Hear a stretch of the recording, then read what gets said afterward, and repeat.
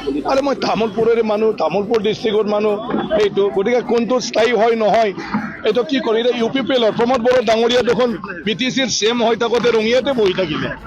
গতিকে এইটো এনে ক'ব লগাৰ নামত ক'ব লগা, গতিকে সেইটোলৈ কোনো কথা নাই। তামোলপুৰ ৰাইজে জানে মই তামোলপুৰত 2001 পৰা 6লৈকে মই বিধায়ক আছিলোঁ, বিধায়ক হৈ সেৱা কৰিছোঁ আৰু ইয়াৰ পিছতো কণ্টিনিউৱাছভাৱে মই তামোলপুৰৰ ৰাইজৰ লগত আছোঁ। গতিকে মোৰ জিলা তামোলপুৰ, মোৰ ঘৰ বাৰীও তামোলপুৰত আছে। বহুত ভাল, ৰাইজ বহুত ভাল, চবৰে এই নিৰ্বাচনটো লৈ পেলাই উল্লাস হৈ আছে। আৰু বিশেষকৈ প্ৰাৰ্থী হিচাপে মই যি ধৰণৰ সকলৰ পৰা মানে এটা আদৰ পাইছোঁ, মোৰ জীৱনটোত সেইটো এটা নতুন এক্সপিৰিয়েঞ্চ। মই বহুতবাৰ ইলেকশ্যন খেলিছোঁ, কিন্তু তেনেকুৱা ধৰণৰ যিটো মানে মৰম আদৰ আৰু যিটো উৎসাহ পাইছোঁ মই কেতিয়াও পোৱা নাছিলোঁ। আৰু বাগানপাৰা বেছিতকৈ বেছি গৰম।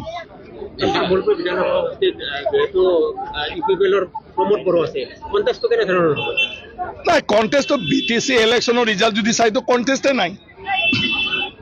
এতিয়া নতুন কি মেজিক কৰিব এইটোতো চাব লাগিব, আপোনালোকে ৰিপৰ্টাৰহে ক'ব পাৰিব যে কেনেকুৱা ধৰণৰ মানে তেওঁলোকে পলিচি ল'ব। তাৰমানে চাওক, চিম্পল অংক, নিৰ্বাচন সংখ্যাৰ খেল।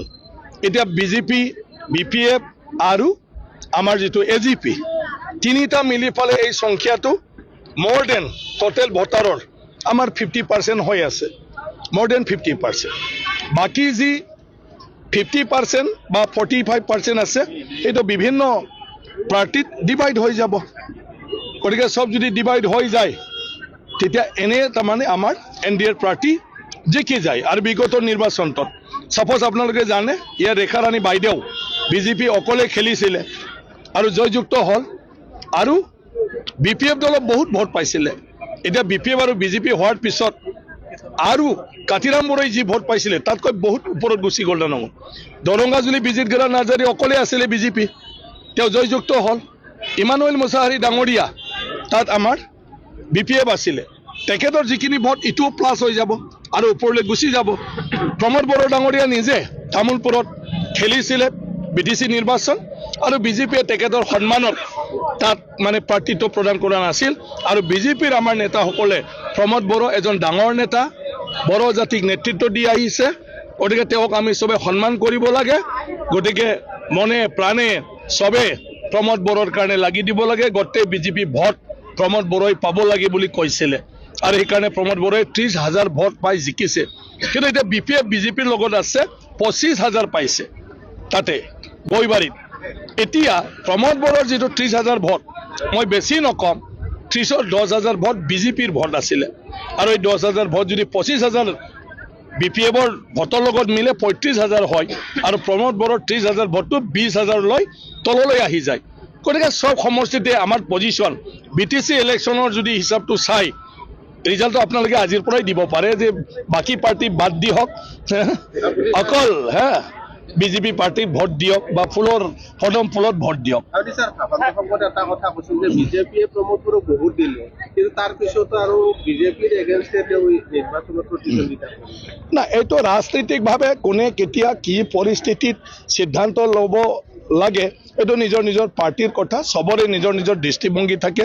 কেতিয়াবা মৰিও যাম মাৰিও যামো লৈ এনেকুৱা ধৰণৰ চিটুৱেশ্যনবিলাক আহি যায়। গতিকে এইটো ৰাজনৈতিক দলবিলাকৰ নিজৰ নিজৰ এটা মানে কি থাকে, আপোনাৰ ষ্ট্ৰেটেজিও থাকে, বাধ্য হৈ ৰাজনীতি কৰিছে যিহেতু চবৰ কথা শুনিব লাগিব। প্ৰমোদ বড়ো ডাঙৰীয়াতো বহুতখিনি বুজি পায়, 5 বছৰ নেতৃত্ব দি আহিছে, তেখেতৰ নেতৃত্বতে মানে UPPLA জয়ময় হৈ আছে।